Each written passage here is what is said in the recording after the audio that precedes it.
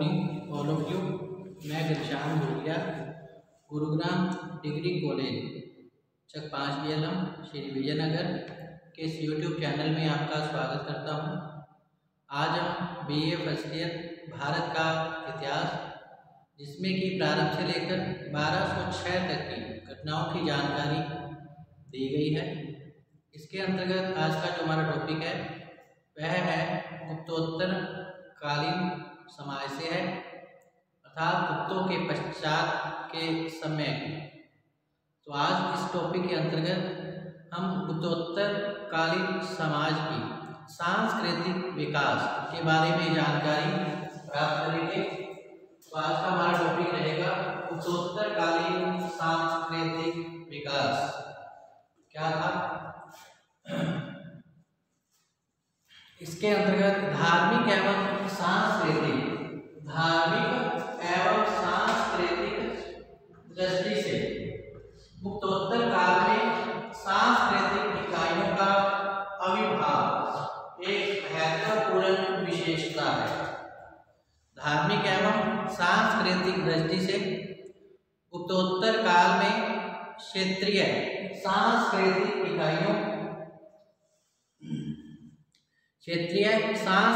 इकाइयों का आविर्भाव एक महत्वपूर्ण विशेषता है।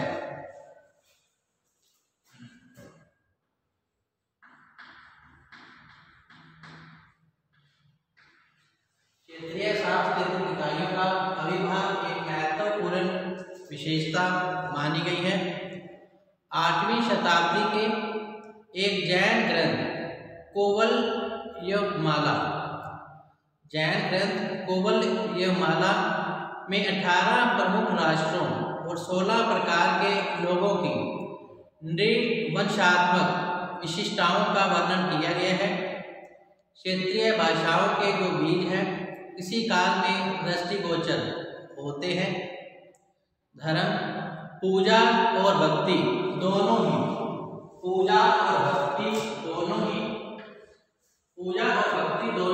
तांत्रिक धर्म के अभिन्न अंग बन गए थे। पूजा और भक्ति दोनों ही तांत्रिक धर्म के अभिन्न अंग बन गए थे। बुद्ध एवं जिन अर्थात स्वामी बुद्ध और जिन को विष्णु का अवतार माना जाने लगा।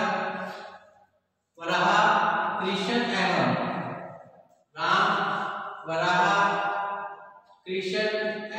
राम अधिक लोकप्रिय थे उस समय। प्रतिहार नरेश मिहिर भोज ने आदि वराह की उपाधि धारण की थी। प्रतिहार नरेश मिहिर भोज ने आदि वराह की उपाधि धारण की और इसी शैली के ही सिक्के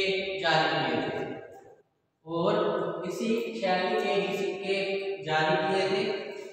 गुप्तोत्तर काल में वैष्णव धर्म भारत में प्रचलित था, किंतु इसका जो गढ़ था तमिल प्रदेश था,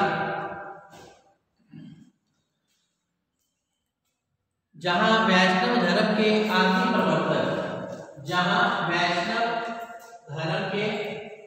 प्रवर्तक अलवार संत थे।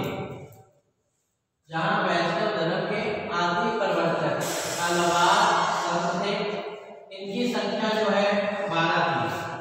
अलवार संतों की संख्या 12 थी। ये प्रमुख थे।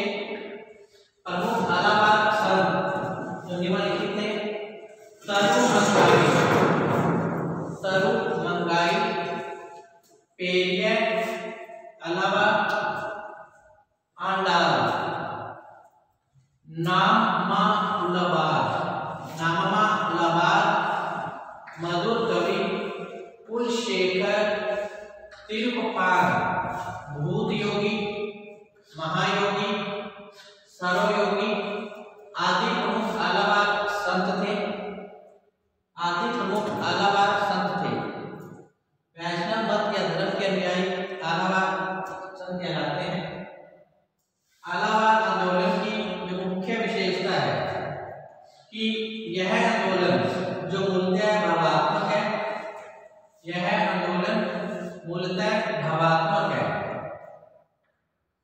दार्शनिक नहीं। आलावाद आंदोलन जो मूलतः भावात्मक है, दार्शनिक नहीं। तो शुद्ध संत तिरुमंगाई पेरिस आलावाद, उसकी पुत्री स्त्री संत आनाल तथा नामालवाद सर्वाधिक प्रसिद्ध थे। आलावाद भक्ति आंदोलन की मुख्य जो विशेषता थी वह क्या थी कि यह आंदोलन मूलतः भावात्मक था, दार्शनिक नहीं। आलावादियों ने वैष्णव धर्म में भावात्मक पक्ष का ही प्रसार किया, तो आचार्यों ने बौद्धिक एवं दार्शनिक पक्ष को अपनाया। इनकी शिक्षाओं में कर्म, ज्ञान एवं भक्ति का सम्मिश्रण था। इनकी शिक्षाओं में कर्म, ज्ञान और भक्ति का सम्मिश्रण था। आलावाद आचार्य श्री वैष्णव संप्रदाय के निर्माता थे। आलावाद आचार्य श्री वैष्णव संप्रदाय के निर्माता थे। इन आचार्यों में सर्वप्रथम नाथ मुनि थे। उन्हें राजेंद्र चोल का समकालीन माना जाता था। हिंदू धर्म में जितने भी संप्रदाय थे, हिंदू धर्म में जितने भी संप्रदाय थे, उनमें शैव मत अर्थात शिव धर्म सबसे अधिक प्रचलित था। हिंदू धर्म में उस समय जितने भी संप्रदाय थे, इनमें शैव मत या शैव धर्म अधिक प्रचलित था। दक्षिण में शैव धर्म के अनुयायियों को, दक्षिण में शैव धर्म के अनुयायियों को नयनार कहा जाता था। दक्षिण में शैव धर्म के अनुयायियों को नयनार कहा जाता था, जिनकी जो संख्या थी 63 थी। इनकी संख्या 63 थी। प्रतियोगिता परीक्षा में पूछा भी जाता है कि जो आलावाद संत है किस धर्म के प्रवर्तक थे, तो वैष्णव धर्म के समर्थक आलावाद संत थे। तो शैव धर्म के जो समर्थक है नयनार संप्रदाय के थे। तो नयनार के प्रमुख संत थे, नयनार के प्रमुख संत थे जो शैव धर्म से संबंधित है। संत अपपार, नाथ सबंदर और सुंदर मूर्ति।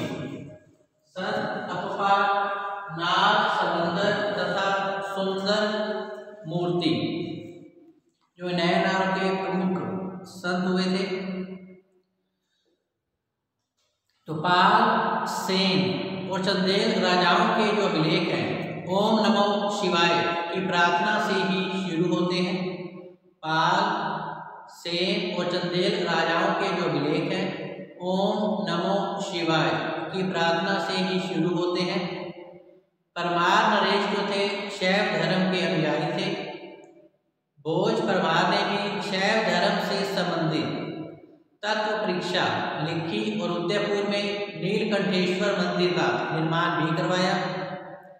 दक्षिण में शैव धर्म के अनुयायियों को नयनार कहा गया था, जिनकी संख्या 63 थी। इनके प्रमुख नेता जो तीन थे, संत अपपार, नंद सबंदर और सुंदर मूर्ति। शैव नयनारों की भक्ति भावात्मक रही थी। उसके बाद आने वाले आचार्यों ने शैव मत के बौद्धिक और दार्शनिक पक्ष को भी प्रस्तुत किया। इन आचार्यों को संतान आचार्य कहा गया, जिनमें भराई ज्ञान और उपमति शिवाचार्य का विशेष रूप से नाम उल्लेखनीय है।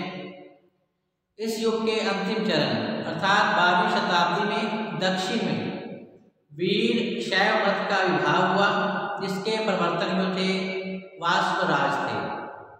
इस युग के अंतिम चरण में दक्षिण में वीर शैव मत का विभाग हुआ, इसके जो प्रवर्तक थे वाष्पराज थे।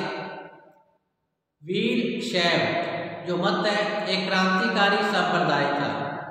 इस मत के जो न्यायी हैं लिंगायत कहलाते थे, जो कि अहिंसा में विश्वास रखते थे, किंतु वर्णाश्रम धर्म और जातिवाद का ये विरोध भी करते थे।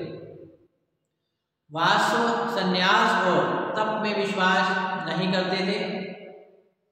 वासव संन्यास एवं तप में विश्वास नहीं रखते थे। उनका मत है कि प्रत्येक व्यक्ति को श्रम से आजीविका चलानी चाहिए। शैव मत से संबंधित शेक्कुलर द्वारा लिखित पेरिय पुराणम आज भी तमिल क्षेत्र में काफी प्रसिद्ध है। शैव मत से संबंधित नाभि आधार नाभि को 11 तिरुमुरायों के विशाल संग्रह के कारण तमिल व्यास कहा जाता है। वीर शैव संतों के भक्ति गीतों को वाचन शास्त्र कहा जाता है। वीर शैव 63 पुरातन संतों की पूजा करते थे। दुर्गा की उपासना प्रचलित करने का जो श्रेय है वह मार्कंडेय पुराण को दिया जाता है। यद्यपि अग्नि और वराह पुराण में गणेश को देश्य पूर्ति में विघ्न डालने वाला कहा गया है, किंतु जनसाधारण में गणेश को सिद्धि देने वाला और देशों की पूर्ति करने वाला एक सहायक देवता के रूप में प्रतिष्ठित किया गया है।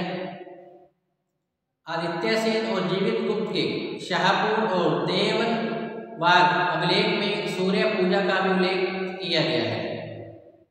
आदित्य सेन और जीवित गुप्त के शाहपुर और देववरनाग अभिलेख में सूर्य पूजा का भी उल्लेख किया गया है। बंगाल का सेन शासक विश्वरूप सेन और केशव सेन सूर्योपासक होने के कारण परम सौर पदवी से विभूषित भी किए गए। ललितादित्य ने कश्मीर में सूर्य का प्रसिद्ध मार्तंडेय मंदिर का निर्माण भी करवाया था। सूर्य पूजा का प्रसिद्ध जो केंद्र है मुल्तान में था। मुल्तान में सूर्य मंदिर का उल्लेख जो है वेंगसन, आवूज, ईद, अलमसूदी और अलबुर्नी ने भी किया है। तांत्रिक रचनाओं का जो प्रारंभ है 6ठी शताब्दी में माना जाता है। तांत्रिक रचनाओं का प्रारंभ 6ठी शताब्दी में माना जाता है। तांत्रिक साधना में मंत्र, बीज, यंत्र और मुद्रा को विशेष महत्व दिया गया। यह तांत्रिक जो साधना है स्त्री शूद्र सभी के लिए थी। तांत्रिक धर्म में चतुर्थ क्रिया, योग और ज्ञान के द्वारा सिद्धि प्राप्त की जा सकती है।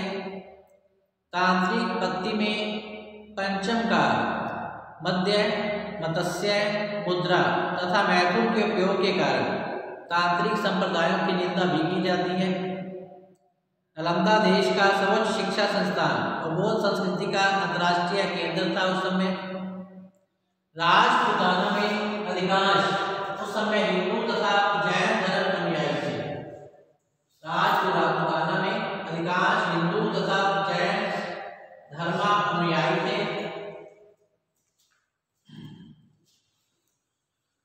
पाल राजाओं के संरक्षण में बंगाल और बिहार बौद्ध धर्म जो था संपन्न अवस्था में था। गुप्तोत्तर काल में बौद्ध धर्म तांत्रिक प्रभाव के कारण मंत्रयान, व्रजयान, सहजयान आदि का रूप धारण कर लिया था।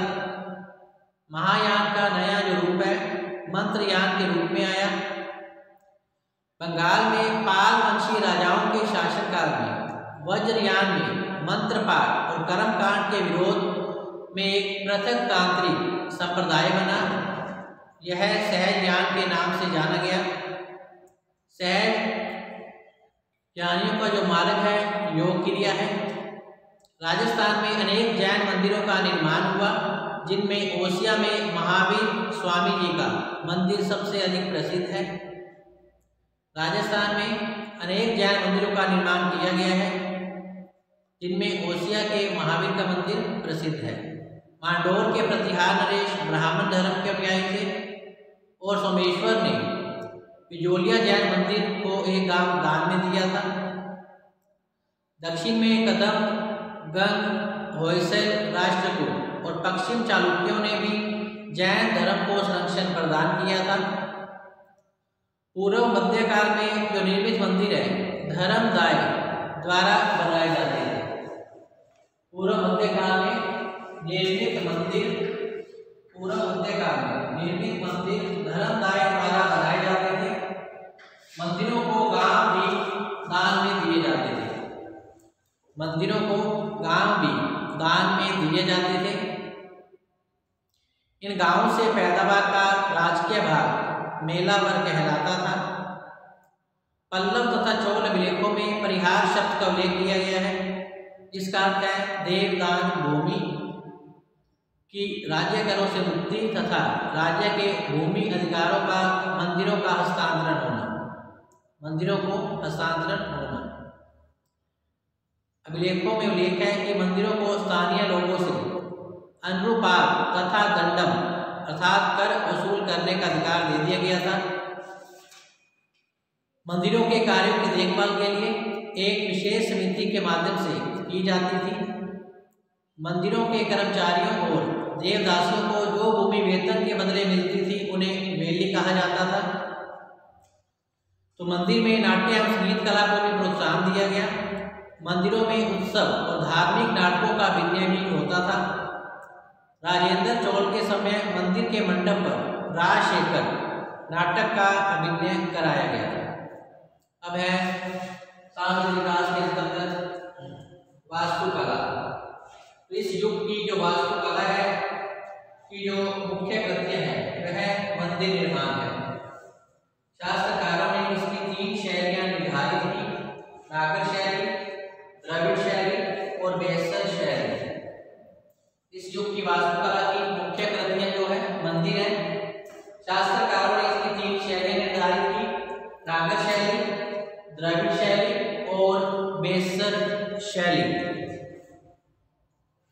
तो नागर शैली उत्तरी भारत में हिमालय से विंध्य प्रदेश के भूभाग में, द्रविड़ शैली कृष्णा तथा कुमारी अंतरीम के बीच अर्थात आधुनिक तमिलनाडु प्रदेश में, और बेहतर जो है शैली विंध्य और कृष्णा के बीच जिसे दक्षिणावर्त कहा जाता है। शैली में नागर और द्रविड़ शैली तत्व का मिश्रण है। यह सहमिश्रण होयसल राजाओं के मंदिरों में परिलक्षित होता है। इसके अलावा चालुक्य और राष्ट्रकूट द्वारा भी जो निर्मित मंदिर है वह भी इसी शैली के हैं। वास्तुकारों के अनुसार नागर शैली के जो मंदिर हैं चतुष्कोणीय होते हैं। आधार से लेकर सिरे तक द्रविड़ शैली के मंदिरों का जो आकार है अष्टभुज, बेसर और अर्धाकार होता था। नागर शैली के मंदिरों के शिखरों में खड़ी रेखा की प्रधानता के कारण इसे रेखीय शिखर कहा गया। वर्गाकार तथा ऊपर की ओर वक्र होते हुए शिखर जो है इन मंदिरों की मुख्य विशेषता है। द्रविड़ शैली के जो मंदिर हैं आयताकार तथा शिखर जो है पिरामिड आकार के हैं।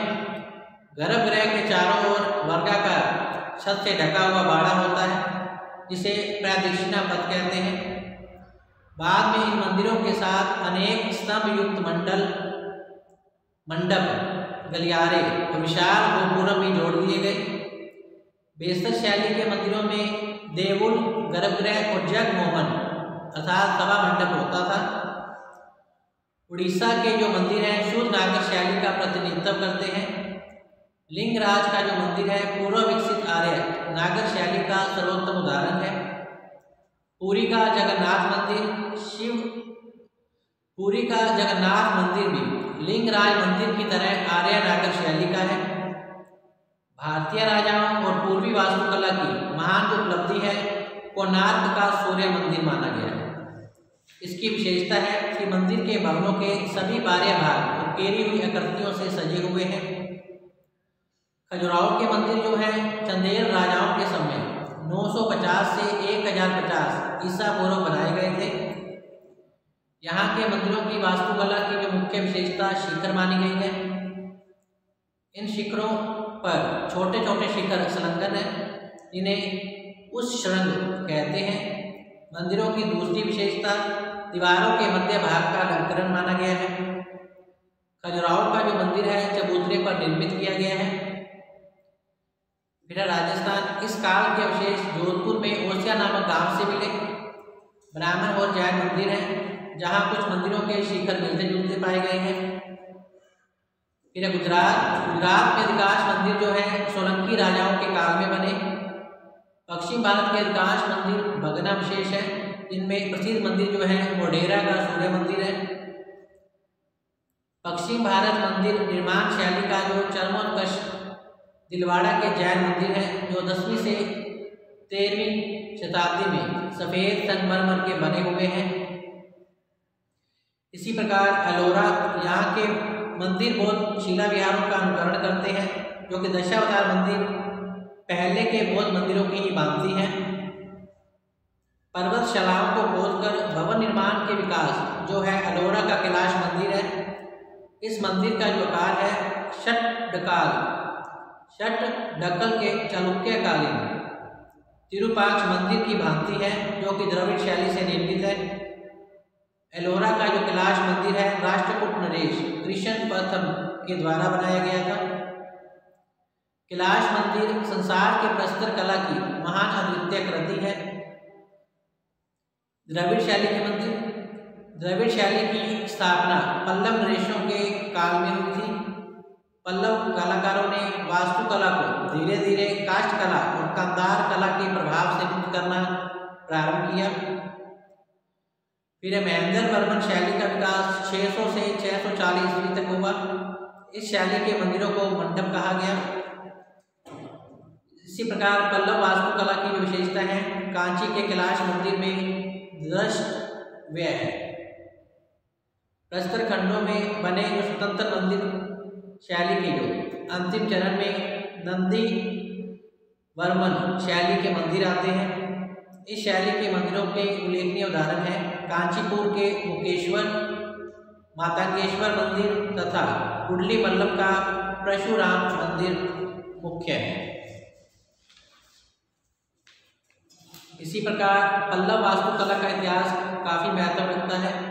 बौद्ध चैत्य विहारों से विरासत में मिली हुई कला का उन्होंने विकास किया और इन्होंने नवीन शैली को जन्म दिया। चोल और पांड्य काल की जो है पूर्ण रूप से विकसित हुई। मंदिरों के निर्माण जिस द्रविड़ शैली में पल्लवों के काल में हुआ, चोल नरेशों के काल में उसका अत्यधिक विकास हुआ। तंजौर का गृहदेश्वर मंदिर का निर्माण राजराज चोल ने 1000 ईस्वी में बनवाया। मंदिर का सबसे मुख्य अंग है गर्भगृह और शिखर। पर्सी ब्राउन का कहना है कि तंजौर का गृहदेश्वर मंदिर द्रविड़ शिल्प कला की सर्वोत्तम कृति मानी गई है और भारतीय वास्तुकला की कसौटी है। पांड्य काल में मंदिर निर्माण शैली में नई प्रवृत्तियां दिखाई दी। अब तक वास्तु कलाकारों ने अपने शिल्प कौशल को मंदिर विशेषता विमान पर प्रयुक्त किया, परंतु पांड्यों के काल में यह प्रथा बंद हो गई। इस शिल्प कौशल को मंदिर के सहायक तथा पहिवर्ती भागों पर केंद्रित किया गया। मंदिरों के प्रवेश द्वार को गोपुरम कहा जाता है। पांड्यकालीन वास्तुकला की विशेषता मंदिर नहीं बल्कि गोपुरम है। गोपुरम एक प्रकार का आयताकार भवन है। तिरुमाई मंदिर, चिदम्बरम मंदिर, कुंभकोणम मंदिर इस श्रेणी की जो है अन्य प्रसिद्ध कृतियाँ मानी गई है। इस प्रकार उत्तरोत्तर काल में सांस्कृतिक विकास जो है अपनी चरम सीमा पर था। तो आज का जो हमारा टॉपिक है उत्तरोत्तरकालीन सांस्कृतिक विकास, इससे पूरा वीडियो में हमने उत्तरोत्तरकालीन सामाजिक और आर्थिक स्थिति के बारे में जानकारी प्राप्त की थी। इसके साथ ही आज का टॉपिक हमारा यही समाप्त होता है। कल हम फिर से हाजिर होंगे नए टॉपिक के साथ। तब तक आप घर पे रहें, सुरक्षित रहें, पढ़ते रहें। धन्यवाद। 25 मिनट का